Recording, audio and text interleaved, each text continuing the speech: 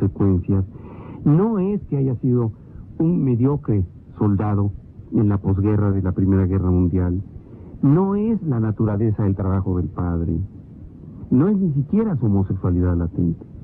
Es su naturaleza la que responde así ante eso. Entonces, el resentimiento no lo causan las circunstancias. El resentimiento no lo causa la adversidad. El resentimiento está albergado, sumiso, latente en la personalidad de quien lo siente. Por eso otros hombres más saludables y mejor dotados para las emociones que Hitler, incluso dentro del Partido Nacional Socialista, posteriormente rebaten el comportamiento patológico del resentido Adolfo. ¿Sí? No son los hechos, es cómo lo recibe un individuo. ¿Un mismo hecho puede resentir a unos y no a otros? Por supuesto. ¿Y a otros no? Por supuesto. Coincide, dice Marañón muchas veces, el resentimiento con la timidez. El hombre fuerte, en lo que nosotros hemos definido como fuerte muchas veces, reacciona con directa energía ante la agresión y automáticamente expulsa como el cuerpo extraño, como el vómito, el agravio, cualquiera que este sea, de su conciencia, lo saca de inmediato. Esta elasticidad salvadora no existe en el resentido. Lo acumula. El queso o el alimento descompuesto se pudre dentro de él. Muchos hombres que ofrecen la otra mejilla después de la bofetada no lo hacen por virtud, sino por disimular su cobardía. Y su forzada humildad se convierte después en resentimiento. Pero si alguna vez alcanzan a ser fuertes, con la fortaleza advenediza que da el mando social, ojo, stalinistas, estalla tardíamente la venganza, disfrazada hasta entonces de resignación. Por eso son tan temibles los hombres débiles y resentidos. Y hemos tenido uno muy presente todos estos años. Cuando el azar les coloca en el poder, como tantas veces ocurre en las revoluciones, estos, los hombres débiles, son los más temibles. He aquí la razón, o he aquí también la razón, de que acudan a la confusión revolucionaria tantos resentidos y jueguen en su desarrollo importante papel. Los cabecillas más crueles tienen con frecuencia antecedentes delatores de su antigua timidez y síntomas inequívocos de su actual resentimiento. Asimismo, es muy típico de estos hombres no solo la incapacidad de agradecer, sino la facilidad con que transforman el favor que les hacen los demás en combustibles para su resentimiento. Híjole. Hay una frase de Robespierre, trágico resentido, que no se puede leer sin escalofrío o sin calosfrío. Tal es la claridad que proyecta en la psicología de la revolución. Dice Robespierre: sentí desde muy temprano la penosa esclavitud del agradecimiento. Fíjese nada más en eso. Híjole. Cuando se hace el bien a un resentido, el bienhechor queda inscrito en la lista negra de su incordialidad, señala Marañón. O sea que para un resentido, si lo ayudas malo, si no lo ayudas... No, si lo ayudas, te desgracia. No lo puede tolerar. Por eso cuando se le avisa a Obregón, otro resentido a su manera, pero un poco más sano que los demás, en esa época, cuando sabe de una revuelta en contra de él, pregunta: ¿y por qué el general fulano de tal hace esto? Si a él nunca lo ayude. Es decir, él esperaba el ataque, la venganza o la rebelión de los generales que él había ayudado, nunca del que no lo había ayudado.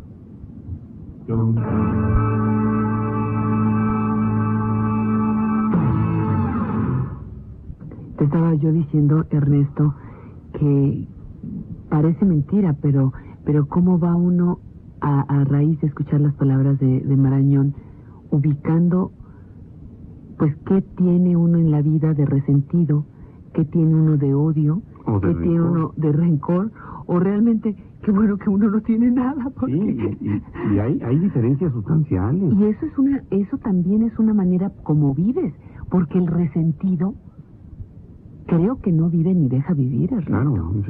Claro, así es, por eso es una pasión del alma tan profunda y tan tardía a veces. Yo voy de descubriendo expresarse. esto con los textos que Bueno, nos vas leyendo. Estábamos en esto de que es muy típico de los resentidos no solo la incapacidad de agradecer, sino la facilidad con que transforman el favor que les hacen los demás en combustibles de su resentimiento. Y continúa diciendo Marañón, el resentido ronda como animado por sordos impulsos en torno del poderoso. Le atrae y le irrita a la vez. Este doble sentimiento le ata amargamente al séquito del que manda. Por esto encontramos tantas veces al resentido en la corte de los poderosos. Y los poderosos deben saber, y esto lo debe saber mi tocayo, que a su sombra crece inevitablemente, 1000 veces más peligroso que la envidia, el resentimiento de aquellos mismos que viven de su favor. Es casi siempre el resentido cauteloso e hipócrita. Casi nunca manifiesta a los que le rodean su acidez interior, pero debajo de su disimulo se hace al fin patente el resentimiento. Cada uno de sus actos, cada uno de sus pensamientos acaba por estar transido de una indefinible acritud. Sobre todo, ninguna pasión asoma con tanta claridad como esta a la mirada, menos dócil que la palabra y que el gesto para la cautela. Es decir, es más fácil ver al resentido que escuchar la verdadera naturaleza del resentido. En relación con su hipocresía está la afición del resentido. Fíjate ganas de oír al resentido. Fíjate esto, porque de esto hemos sido víctimas tú y yo, y muchos del público. En relación con su hipocresía está la afición del resentido a los anónimos. La casi totalidad de estos los escribe no el odio, ni el espíritu de venganza, ni la envidia, sino la mano trémula del resentimiento, dice Marañón. Un anonimista infatigable que pudo ser descubierto, hombre inteligente y muy resentido, declaró que al escribir cada anónimo se le quitaba un peso de encima. Híjole. Me lo contó su juez. Pero a su vez, el resentido sensible a la herida de sus armas predilectas suele turbarse hasta el extremo por los anónimos de los demás. Oye, Lalo.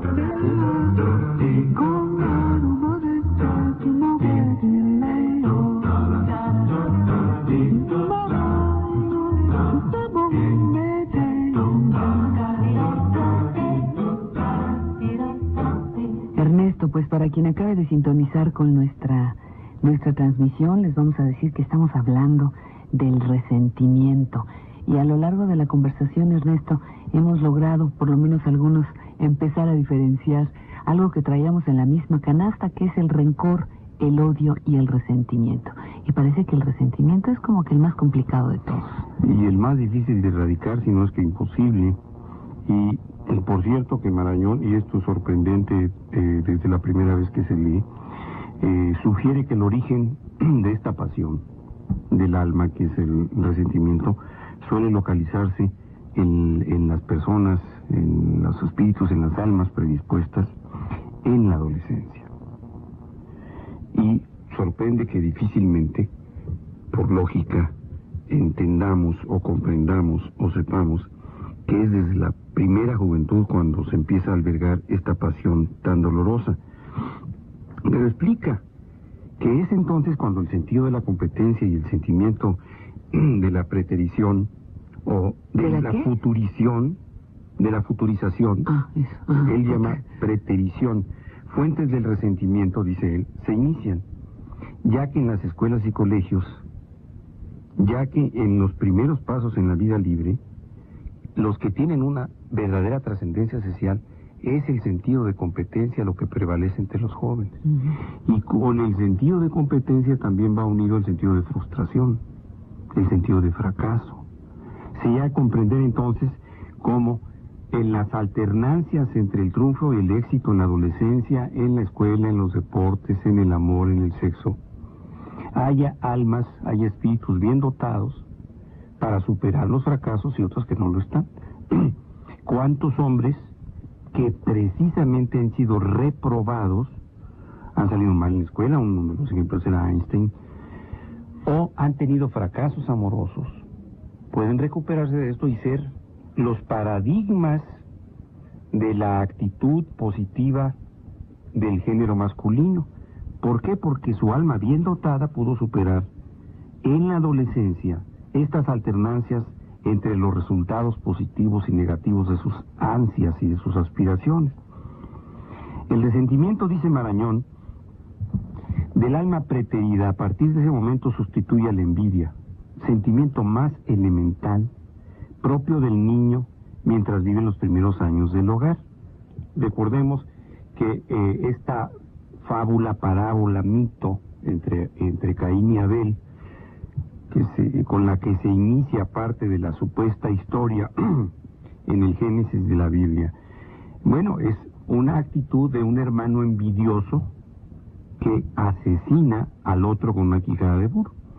Entonces, la envidia, que es lo más frecuente entre los niños, cuando tienen ese espíritu de competencia o de frustración en su alma pequeña mal dotada, es sustituida paulatinamente en la primera juventud con el resentimiento. Los que viven al lado de los jóvenes, continúa diciendo Marañón, no suelen darse idea del valor de muchas cosas que para el mundo adulto son triviales, y en aquellos puede convertirse en módulos de la conducta futura. El premio que se quede merecido y que injustamente no se otorgó, u otras de estas que creemos niñerías, son muchas veces la raíz de la pasión venidera del resentimiento. O bien, la simple preferencia afectiva que se interpreta injustificada de los padres o los superiores. En cambio, es raro que el castigo, por injusto que sea, origine el resentimiento. Un castigo injusto suscita la humillación, el odio fugaz o la venganza, pero casi nunca el resentimiento, como no sea este castigo injusto muy repetido y delate entonces una pasión personal cargada de injusticia específica. Pero entonces, no es tanto la injusticia como la falta de reconocimiento. Pregúntense en aquellos niños que constantemente dicen, es que tú quieres más a mi hermanito, es que tú no me quieres, es que tú nunca apruebas lo que yo hago. ¿Sabes cuánto siento, Ernesto, que este libro de Marañón no sea fácil encontrarlo en México? Habrá que... Hemos hecho algunos recorridos por librerías y vaya, ni siquiera es un libro que esté en la mente de muchos libreros, de muchas tiendas de libros. Habrá que buscarlo, pero lo siento tanto porque sería un libro que me gustaría recomendar para que el público tuviera acceso a él fácilmente. Hay uno también, ¿no? Pero... Hay una obra que se llama Las Obras Completas de Gregorio Marañón, y ahí está incluido este libro. Y bueno, quienes hemos tenido la oportunidad de recibirlo como obsequio, a mí me han regalado dos. Uno de los dos se lo regalé a mi hijo hace algunos años, porque creo que para él debería y debe ser muy importante. Y estamos por hablar con algunos familiares que andan paseando por España para tratar de conseguirlo. ¿Nos apuntas, por favor? Claro que sí. Ahora, quiero que te fijes en esto que dice Marañón, y lo dice, bueno, voy a usar el lenguaje de 1936, en que él empieza esta obra, que termina en 1939, y quiero que sea, de veras, muy acucioso dado el interés que tú tienes en aspectos de la sexualidad humana. Dice, al lado de los motivos de trascendencia social, juegan un papel importante en la creación del resentimiento los del orden sexual, sobre todo en el varón. Y es precisamente por la profunda repercusión social que en el hombre tiene este instinto. El fracaso sexual, en cualquiera de sus formas, tiene un sentido depresivo tan grande que hace precisa su ocultación inmediata y se convierte con facilidad en resentimiento. He aquí por qué podemos afirmar que un grupo grande de varones resentidos son débiles sexuales. Recuerden, estoy usando la terminología de 1936 de lo por Marañón. Tímidos, maridos sin fortuna conyugal o gente afecta de tendencias anormales y reprimidas. En todo resentido hay que buscar al fracasado o al anormal de su instinto, sin olvidar que hay también yo sé que los hay, ciertos de estos fracasados y anormales del amor, llenos de generosidad heroica y por lo tanto inaccesibles. He aquí la razón, o he aquí también la razón, de que acudan a la confusión revolucionaria tantos resentidos y jueguen en su desarrollo importante papel.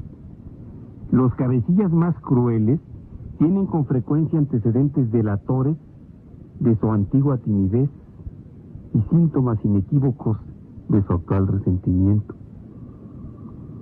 Asimismo, es muy típico de estos hombres no solo la incapacidad de agradecer, sino la facilidad con que transforman los hombres más saludables y mejor dotados para las emociones que Hitler. Incluso dentro del Partido Nacional Socialista, posteriormente, rebaten el comportamiento patológico del resentido Adolfo. ¿Sí? No son los hechos, es cómo lo recibe un individuo. ¿Un mismo hecho puede resentir a unos y no a otros? Por supuesto. Y a otros no, pero... Por supuesto. Coincide, dice Marañón, muchas veces el resentimiento con la timidez. El hombre fuerte, en lo que nosotros hemos definido como fuerte muchas veces, reacciona con directa energía ante la agresión y automáticamente expulsa como el cuerpo extraño, como el vómito, el agravio, cualquiera que este sea, de su conciencia, lo saca de inmediato. Esta elasticidad salvadora no existe en el resentido. Lo acumula. El queso o el alimento descompuesto se pudre dentro de él. Muchos hombres que ofrecen la otra mejilla después de la bofetada no lo hacen por virtud, sino por disimular su cobardía. Y su forzada humildad se convierte después en resentimiento. Pero si alguna vez alcanzan a ser fuertes, con la fortaleza advenediza que da el mando social, ojo, stalinistas, estalla tardíamente la venganza, disfrazada hasta entonces de resignación. Por eso son tan temibles los hombres débiles y resentidos. Y hemos tenido uno muy presente todos estos años.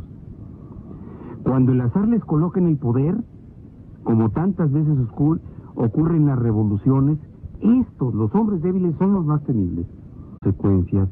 No es que haya sido un mediocre soldado en la posguerra de la Primera Guerra Mundial. No es la naturaleza del trabajo del padre.